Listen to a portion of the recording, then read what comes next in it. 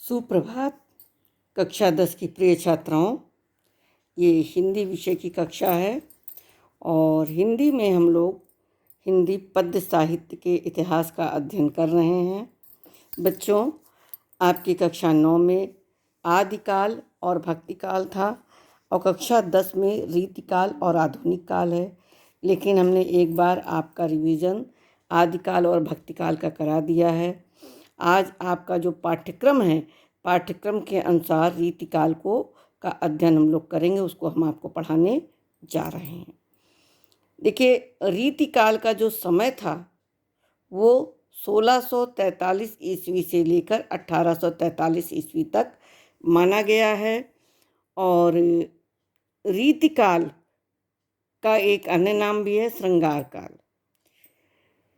काव्य शास्त्र में रीति का अर्थ है या तात्पर्य है काव्य शास्त्र के विभिन्न अंगों, रस, ध्वनि, अलंकार, गुण दोष, नायिका भेद के कथन विवेचन से।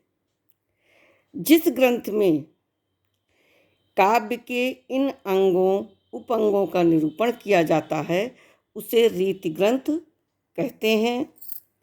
16वीं 17वीं शताब्दी तक इस देश में मुगल साम्राज्य पूर्णतः प्रतिष्ठित होकर वैभव के शिखर पर था।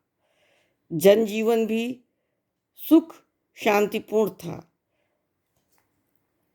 साहित्य पर इस परिस्थिति का प्रभाव पड़ा और पड़ना स्वाभाविक भी था। पहले कृष्ण और राधा भक्ति के आलंबन थे, वे अब श्रृंगार के आलंबन बन गए। इसके अतिरिक्त एक अन्य परिवर्तन भी आया। कवियों का ध्यान साहित्य शास्त्र की ओर गया और उन्होंने रस, अलंकार, छंद, नायक नायिका आदि के उदाहरण रूप में काव्य रचना की। इस प्रकार की रचनाओं को रीति ग्रंथ या लक्षण ग्रंथ कहा जाता है। इस काल में ऐसी रीतिपरक रचनाएं अधिक हुईं और इसी कारण इसे रीतिकाल कहा जाता है। रीति ग्रंथ दो रूपों में मिलते हैं। एक वे जो अलंकार पर आधारित हैं या आधारित हैं और दूसरे वे जो रस पर। रीति ग्रंथ अलंकार और रस दो रूपों में मिलते हैं। यहाँ संस्कृत की परंपरा का पालन दिखाई पड़ता है। केशव भूषण और राजा यशवंत सिंह अलंकारवादी आचार्य कवि थे। मतिराम देव पद्माकर रसवादी कवि थे। रसवादी कवियों ने श्रृंगार रस के अंतर्गत नायक नायिका की मनोदशा का विषय वर्णन किया है। कुछ ऐसे ही उत्कृष्ट कवि हुए जिनकी रचनाएं रीतिबद्ध नहीं हैं। उसमें है बिहारी और घनानंद का नाम इस संदर्भ में उल्लेखनीय है। श्रृंगार के अतिरिक्त इस काल में कुछ भक्ति, नीति और वीर काव्य भी रचे गए। उसमें भूषण, गोरेलाल, सूदन वीर रस के कवि थे। बृंद, गिरधर और दीनदयाल नीतिपरक रचनाओं के लिए प्रसिद्ध थे। प्रमुख कवि और रचनाएं उनकी ये हैं। केशव, इनकी रामचंद्रिका कविप्रिया। भूषण की शिवराज भूषण, शिव भवानी, छत्रसाल दशक।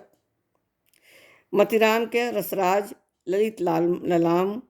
बिहारी का सत्सई। पद्माकर का पद्माभरण, जगत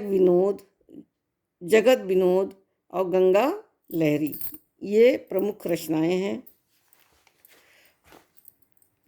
रीतिकाल के कवि प्रायः राजाश्रय में रहते थे, इसलिए इनकी रचनाओं में अपने आश्रयदाताओं की प्रशस्तियां भी मिलती हैं।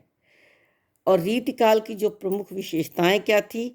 रीति ग्रंथों का निर्माण, श्रृंगार रस की प्रमुखता, काव्य भाषा के रूप में ब्रजभाषा की प्रतिष्ठा, व्यापक प्रसार, सवैया और दोहा छंदों का प्रचुर प्रयोग, प्रकृति का उद्दीपन रूप में चित्रण, आश्रयदाताओं की प्रशंसा, कला पक्ष की प्रधानता आदि इस काल की प्रमुख प्रवृत्तियां थीं। रीतिकाल की देन क्या क्या है? इस युग में प्रमुख देन यह है कि ब्रजभाषा काव्य भाषा के रूप में व्यापक रूप से प्रतिष्ठित हुई। अर्थ गौरव, चमत्कार, लाक्षणिकता, सूक्ष्म भाव अभिव्यंजना आदि की भी दृष्टि से यह पूर्ण समर्थ भाषा बन गई। घनानंद की लाक्षणिकता तो अद्वितीय है। कविता, सवैया और दोहा मुक्तक काव्य रचना के लिए सिद्ध छंद बन गए। ये इसकी विशेषता है। और इसमें आपको, अब आप इसको एक बार पढ़ लीजिएगा। इसकी फ़ोटो मैं आपको भेज रही हूँ।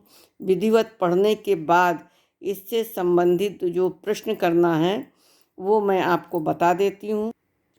बच्चों, प्रश्न मैं इसी में बोल देती हूँ, इसका उत्तर भी आपको बता देती हूँ। आपको स्वयं प्रश्न लिखना है और उत्तर लिखना है।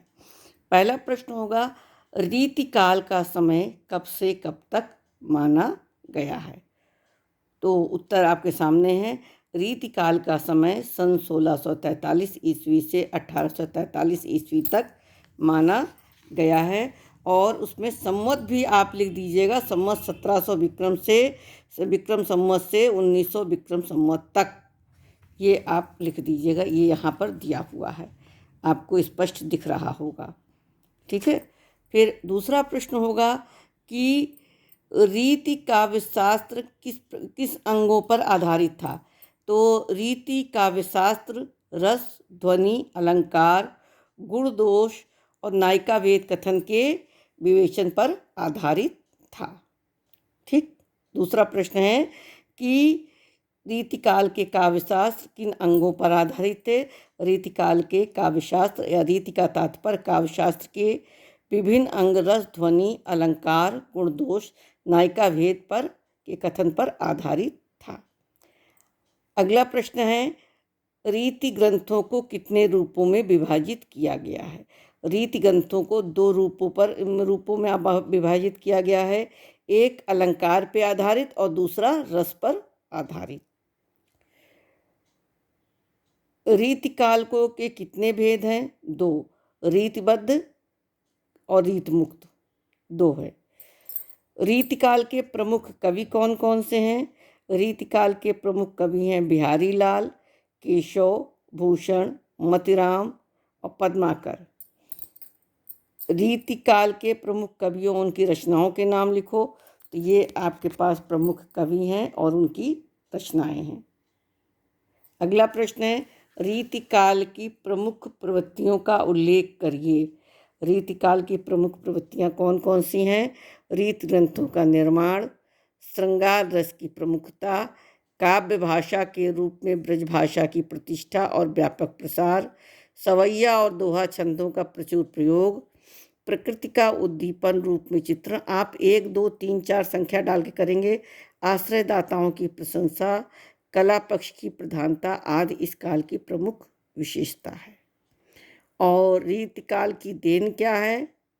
अगला प्रश्न, रीतिकाल की देन क्या है? रीतिकाल की प्रमुख देन ब्रजभाषा है और ये काव्य भाषा के रूप में प्रतिष्ठित हो गई। इस समय कविता, सवैया, दोहा, मुक्तक, काव्य छंद लिखे गए। ये इतना ही आपको करना है। धन्यवाद।